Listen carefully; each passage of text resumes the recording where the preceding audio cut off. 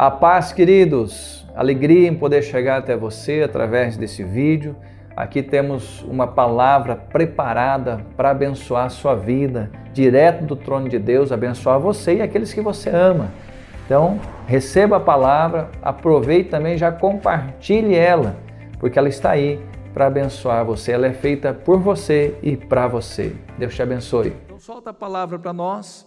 Fala comigo aí do outro lado, luz e olhos. Luz e olhos. Põe a mão sobre o seu coração. Senhor, nas tuas mãos eu quero apresentar, Deus amado, a minha vida, a vida dos irmãos que estão aqui recebendo da tua palavra. E eu quero pedir, Deus, que o Senhor possa ministrar ao coração de cada um deles, Deus, em nome de Jesus. Que a graça e o favor do Senhor os visite agora e que o Senhor possa falar ao nosso coração, em nome de Jesus. Amém, amados? Glória a Deus. Só um pedido, Sidney e Pedro, prepare aquela música para nós, ainda que eu não entendo, lá na frente eu compreendo, eu não lembro nem o nome dela, Coração Adorador. Você se ajeita aí, quem vai cantar, quem vai tocar, depois nós vamos cantar ela.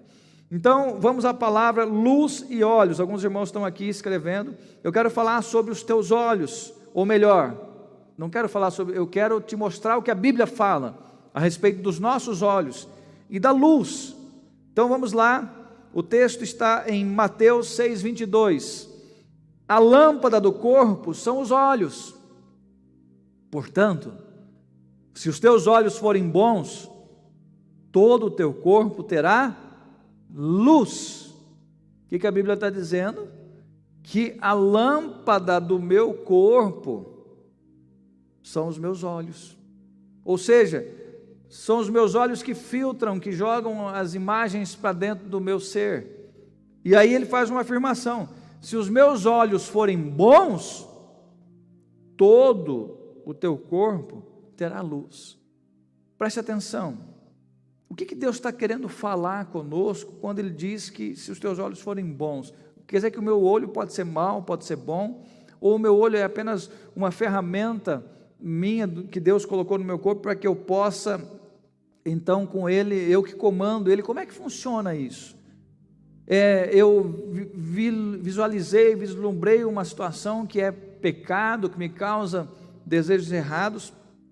O meu olho me obriga a ficar olhando para aquilo, ou a segunda olhada é decisão minha? Como é que funciona isso? Mas a Bíblia diz que a lâmpada são os meus olhos, e que se os olhos forem bons, o meu corpo vai ter luz. Mas e se os olhos não forem bons? O que acontece comigo? Se quando ele é bom eu tenho luz, quando ele não é bom, dá para mim pensar então que a luz foi embora. Então eu quero te convidar a nós refletirmos um pouco sobre isso, sobre aonde estão os meus olhos. Os meus olhos estão iluminados, os meus olhos são bons, estão bons, porque aonde estiver focado os meus olhos, ali está entrando luz boa. Como é que está sendo isso? E eu quero trazer você a uma história da Bíblia, um momento da Bíblia que reflete o olhar de um homem e o olhar do outro homem. Vamos juntos. Eu estou em 2 Reis, no capítulo 6, o verso 15 em diante. Ele fala assim: tendo o moço do homem de Deus se levantado muito cedo, saiu e eis que um exército tinha cercado a cidade, com cavalos e carros. Então o moço disse ao homem de Deus: ai, meu senhor, que faremos? Vamos para a próxima. Respondeu ele: não temas, porque mais são os que estão conosco do que os que estão com eles. Repita comigo: mais são os que estão conosco do que os que estão com eles. O próximo. E Eliseu orou e disse: ó Senhor, peço-te que lhes abra os olhos, para que veja. E o Senhor abriu os olhos do moço, e ele viu, e eis que o monte estava cheio de cavalos e carros de fogo em redor de Eliseu. Tiba, pode deixar bem todo o telão para que os irmãos possam estar comigo acompanhando, tá bom? Aí, Carol, volta enquanto eu estou falando para o começo e passeia pelos 3 slides para que os irmãos que estão copiando possam copiar, tá bom? Queridos, preste atenção agora. O que estava acontecendo aqui, literalmente?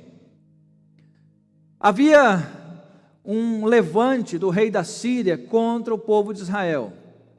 Não é no primeiro, nos 3 textos que eu citei, Carol, só, tá? Nesse texto aqui de 2 Reis. Havia um levante do rei da Síria contra o rei de Israel. E ele fez um plano. Ele descobriu que o rei de Israel ia passar por um determinado caminho, e ele armou ali uma emboscada. E Deus fala com Eliseu e fala: Eliseu, vai lá e fala para o rei de Israel para ele não vir por esse caminho. Por quê? Porque ali tem uma emboscada preparada, fala para ele trocar o caminho.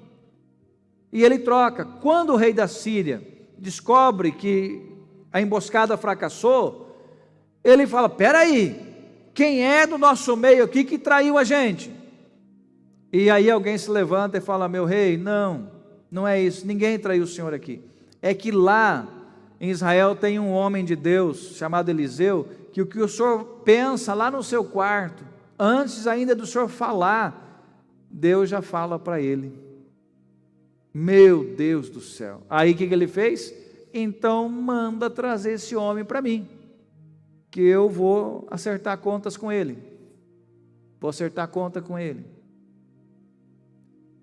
E bem, era uma manhã, bem cedo, o moço, aí o verso 15, se levanta bem cedo, e quando ele abre a janela, eis que o exército tinha cercado toda a cidade, com carros, carruagens, cavalos. Qual que foi a reação do moço? Ai, meu Senhor, com letra minúscula, o Senhor, Eliseu, que faremos? Preste atenção que a oração dele não foi para Deus, foi para o seu Senhor, para Eliseu. Ai, meu Senhor! O foco do clamor dele estava no homem e não em Deus. Agora vamos comigo lá, Carol, o choque dele. Ele fala: ai, meu Senhor. Vamos tentar entender esse ai, meu Senhor. Preste atenção. Quem era ele? Ele era discípulo de Eliseu. Eliseu foi o homem que fez mais milagres do que Elias. Um homem tremendamente usado por Deus. O texto aqui mostra isso, inclusive, que Deus falava com ele aquilo que o rei pensou lá na sua cama, aquilo que o rei projetou contra Israel. Esse menino, esse jovem, ele se choca de tal forma que ele se esquece de tudo. Ele se esquece de Deus, ele se esquece do que Deus podia fazer, ele só consegue olhar aquilo que quando ele abriu a janela. Queridos, não muito diferente da gente. Quantas vezes nós abrimos a nossa janela, ou abrimos a nossa porta, e nos deparamos com situações tão terríveis, que nós falamos o quê? Ai, meu Deus. Ai, meu Deus. Alguém está dizendo aqui que está travando, dá uma conferida nos celulares. Não, se os celulares estão ok, é porque está ok aí? Então é a pessoa lá, porque está tudo ok, o meu aqui está ok. Oi? Está ok? Sigamos então.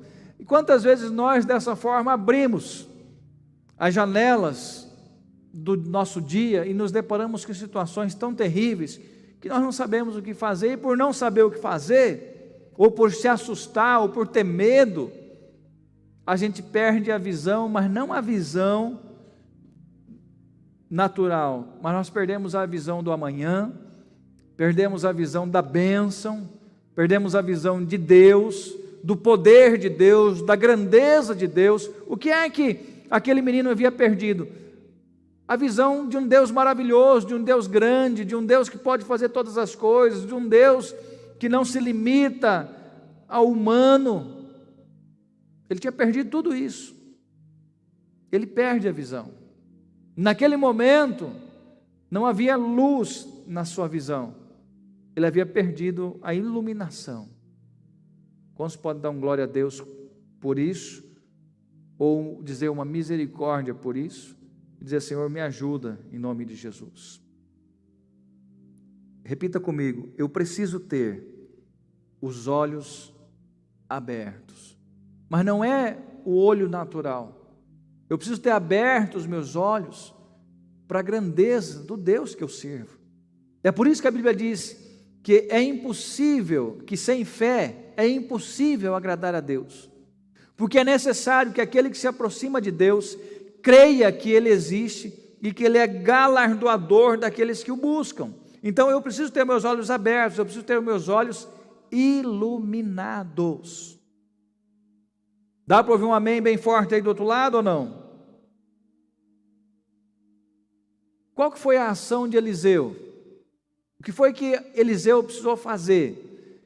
Precisou reconectar o seu discípulo com Deus.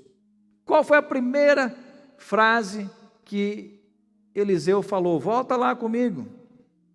Eliseu orou e disse: ó Senhor, não, perdão, primeiro, no 16, ele responde: não temas. O que Eliseu estava fazendo? Eliseu estava trazendo o menino de volta. O menino perdeu a visão de Deus, a visão do propósito, a visão do tamanho, do poder, da grandeza de Deus, dos milagres que Deus tinha feito. Ele tinha perdido a visão de tudo. E Eliseu dá um choque nele, dizendo para ele assim: não temas. E tenha certeza de uma coisa: você está olhando e está enxergando um monte de inimigo, mas eu quero dizer para você, mais são os que estão conosco do que os que estão com eles. Ele traz o menino de volta.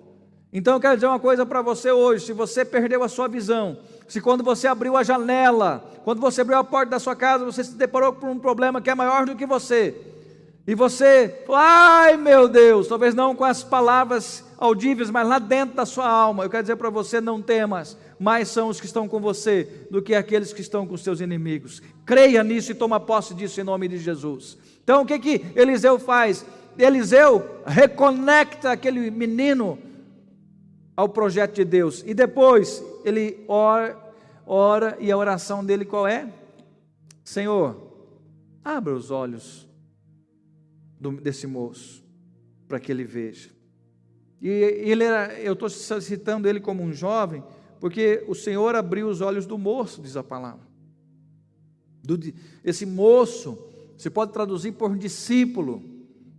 E quando ele abre os olhos, preste atenção, quando ele abre os olhos, não é que porque ele abriu os olhos, que de repente o exército apareceu. Não, o exército de Deus já estava lá.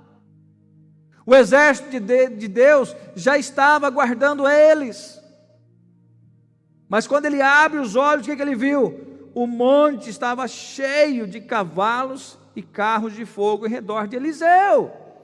Ou seja, mais são os que estão conosco do que os que estão com eles. O que foi que Eliseu fez então? Ele reconectou o seu discípulo com Deus. Aquele menino que havia perdido a visão volta a enxergar o tamanho da grandeza do poder de Deus. Ei, você que está aí do outro lado, não deixa nada tirar a tua visão da grandiosidade de Deus, do poder de Deus, dos milagres de Deus, das promessas de Deus. Não aceite que nada roube de você. Fala: Senhor, assim como você abriu os olhos daquele moço, abra os meus, Pai. Não tenha vergonha, pode orar. Fala: Senhor, me ajude a enxergar conforme o Senhor. Eu estou abrindo as janelas todos os dias, eu estou me deparando com problemas, e eu estou dizendo: ai meu Deus, eu estou tendo atitudes como essa. Não! Comece a ter atitudes de alguém que tem os olhos abertos, iluminados, e que enxerga o tamanho da grandeza, do poder, do Deus maravilhoso que nós servimos, do Senhor Jesus. Dá para ouvir um amém? Dá para dar um glória a Deus aí do outro lado? Com os nossos olhos iluminados, queridos, essa imagem se torna uma realidade. Com os nossos olhos iluminados, os nossos inimigos se tornarão nossas presas. Depois, se você não leu, depois você lê na sua casa todo o capítulo, e você vai ver que todo aquele exército ficou cego, sem enxergar. E depois Eliseu leva no meio do exército de Israel. E aí eles queriam matar aquele povo e Eliseu falou, não, ninguém vai matar ninguém agora. E eles voltaram para o seu rei. E qual foi a mensagem que eles levaram? Olha, o Deus daquele povo é poderoso demais. Eles poderiam ter nos matado, mas não nos mataram porque não quiseram, porque nós ficamos inclusive sem vista, depois nós voltamos a ver. E eu quero dizer uma coisa para você, se reconecte com Deus, independente da situação que você está vivendo. Se reconecte com o altar, se reconecte com o propósito, se reconecte com a visão de Deus e não fique preso à sua. Se isso se tornar realidade, você vai ser como essa águia carregando esse crocodilo. Os teus inimigos se tornarão tuas presas, em nome de Jesus. Dá para ouvir um amém bem forte aí do outro lado? Quero chamar os nossos músicos para cá e vamos fechando. Queridos, tenha lâmpadas contigo. Lembra da passagem das 10 virgens? 5 prudentes e 5 imprudentes. O que é que elas levavam? Lâmpadas, as 10 levavam, mas azeite só tinha 5. Então, tenha lâmpadas contigo e não falte azeite. Não falte azeite em suas lâmpadas, em nome de Jesus. Repita comigo, não vai faltar azeite nas minhas lâmpadas. A próxima imagem, Carol. Lâmpada para os meus pés e luz para o meu caminho é a tua palavra, Senhor. Aleluia, Pai. Eu quero deixar essa reflexão para você e quero que você grave aí dentro de você